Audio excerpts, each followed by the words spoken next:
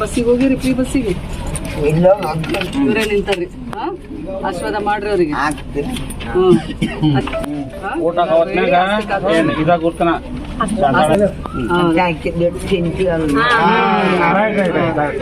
ನೀವು ಬೇರೆಯವ್ರಿಗೂ ಹೇಳಾಕಸ್ರಿ.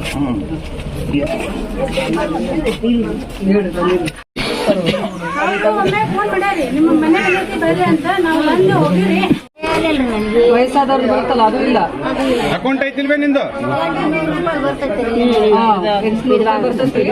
ಮನೆಗೆ 2,000 ರೂಪಾಯಿ ಬರುತ್ತಿಲ್ಲ. ಯಾರಿಗೆ? ಮಗಳಿಗೆ, ಸೊಸೆಗೆ, ಯಾರಿಗೂ ಇಲ್ಲ.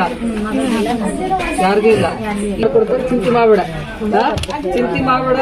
ಇಂದ್ರಮ್ಮ ಏನ್ ಮಾಡಿದ್ರು ಕಾಂಗ್ರೆಸ್ ಪಕ್ಷ ಈಗೂ ಹಂಗೆ ಐತಿ.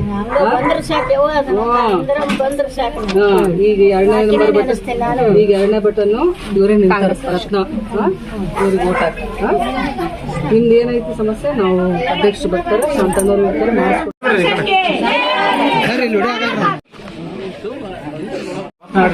ಅಕ್ಕಿ 10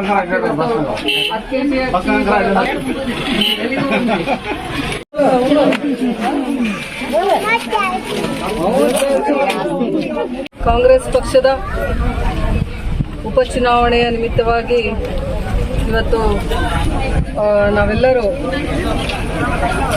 ವಾರ್ಡ್ ನಂಬರ್ 19ನೇ ನಗರಸಭೆ ಚುನಾವಣೆ ನಿಮಿತ್ತವಾಗಿ ಪ್ರಚಾರಾರ್ಥ ಕಾರ್ಯಕ್ರಮದಲ್ಲಿ ನನ್ನ ಜೊತೆಗೆ ನಗರಸಭೆ ಅಧ್ಯಕ್ಷರಾಗಿರ್ಬೋದು, ಸದಸ್ಯರು ಹಾಗೂ ಎಲ್ಲ ನಮ್ಮ ಮಹಿಳಾ ಕಾರ್ಯಕರ್ತರು ಹಾಗೂ ಎಲ್ಲ ನಮ್ಮ ಹಿರಿಯರು, ತಾಯಂದಿರು ಎಲ್ಲ ಸಾಕಷ್ಟು ಸಂಖ್ಯೆಯಲ್ಲಿ ಹಾಗೂ ನಮ್ಮೆಲ್ಲ ಯುವಕರು ಕೂಡ ಹೆಚ್ಚಿನ ಸಂಖ್ಯೆಯಲ್ಲಿ, ಹಿರಿಯರಾಗಿರ್ಬೋದು ಹೆಚ್ಚಿನ ಸಂಖ್ಯೆಯಲ್ಲಿ ಪಾಲ್ಗೊಂಡಿದ್ದಾರೆ. ಇವತ್ತು 19ನೇ ವಾರ್ಡಿನ ಈ ಉಪಚುನಾವಣೆಯಲ್ಲಿ ನಾವೆಲ್ಲರೂ ಮತ್ತೊಮ್ಮೆ ಇವತ್ತು ಕಾಂಗ್ರೆಸ್ ಜಯಬೇರಿ ಬರುತ್ತದೆ ಅಂತೇಳಿ ಮಾಧ್ಯಮದ ಮೂಲಕ ಹೇಳೋದಕ್ಕೆ ಬಯಸ್ತೀನಿ. ಯಾಕಂತಂದ್ರೆ ಇವತ್ತು ಕಾಂಗ್ರೆಸ್, ನಾನು ಸಾಕಷ್ಟು ಮನೆಗಳಿಗೆ ಹೋದಾಗ ನಮ್ಮ ಕಾಂಗ್ರೆಸ್ನ ಏನು 5 ಗ್ಯಾರಂಟಿಗಳನ್ನು ನಾವು ನೀಡಿದ್ವಿ ನಮ್ಮ ವಿಧಾನಸಭಾ ಚುನಾವಣೆ ವೇಳೆಯಲ್ಲಿ, ಎಲ್ಲವೂ ಕೂಡ ಅನುಷ್ಠಾನಗೊಂಡಿದೆ. ಎಲ್ಲರೂ ಸಾಕಷ್ಟು ಒಂದು ಖುಷಿಯಾದ ರೀತಿಯಲ್ಲಿ ಹೆಣ್ಮಕ್ಳು ಇವತ್ತು ವ್ಯಕ್ತವನ್ನ ಪಡಿಸಿದ್ದಾರೆ. ಹಲವಾರು ಒಂದು ಸಮಸ್ಯೆಗಳನ್ನು ಕೂಡ ನಮಗೆ ತಿಳಿಸಿದ್ದಾರೆ.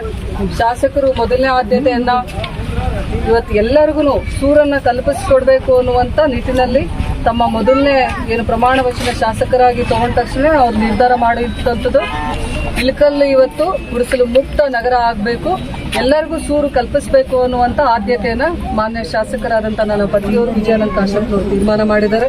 ಹಲವಾರು ಇಲ್ಲಿ ವಾರ್ಡ್ನಲ್ಲಿ ಮನೆಗಳ ಅಗತ್ಯ ಇದೆ. ಖಂಡಿತವಾಗ್ಲೂ ಇವತ್ತು ನಗರಸಭೆ ಅಧ್ಯಕ್ಷರ ಗಮನಕ್ಕೂ ಕೂಡ ಇದೆ. ಅದು ಎಲ್ಲರೂ ಒಳಗೊಂಡಂತೆ ಇವತ್ತು ಶಾಸಕರ ಪ್ರಯತ್ನದಿಂದ ಏನು ನಾವು ಇಂದಿನ ನಮ್ಮ ಅವಧಿಯಲ್ಲಿ ಹಲವಾರು ಮನೆಗಳನ್ನು ನಾವು ಕಲ್ಪಿಸಬೇಕು ಅಂತೇಳಿ ಯೋಜನೆಯನ್ನು ಮಾಡಿದ್ವಿ. ಮತ್ತೊಮ್ಮೆ ಆ ಯೋಜನೆಯನ್ನು ಜಾರಿಗೆ ತರೋದ್ರ ಮೂಲಕ ಪ್ರತಿಯೊಬ್ಬರಿಗೂ ಕೂಡ ಇವತ್ತು ಇಳಕಲ್ ನಗರದಲ್ಲಿ ಸೂರನ್ನು ಕಲ್ಪಿಸಿಕೊಡುವುದು ಮೊದಲನೇ ಆದ್ಯತೆಯನ್ನು ನೀಡ್ತೀವಿ ಅಂತ ಹೇಳ್ತಾ, ಉಪಚುನಾವಣೆಯಲ್ಲಿ ಸಾಕಷ್ಟು ನಮ್ಮ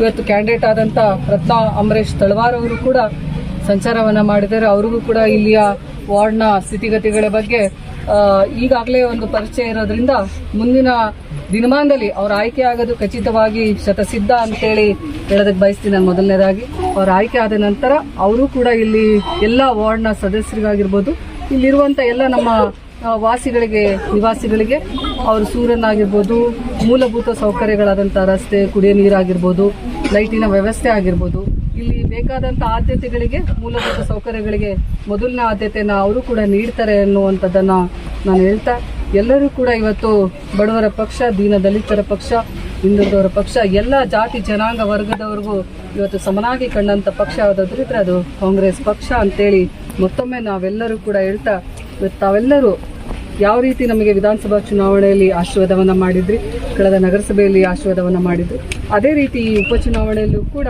ಜನತೆ ಆಶೀರ್ವಾದ ಮಾಡ್ತಾರೆ.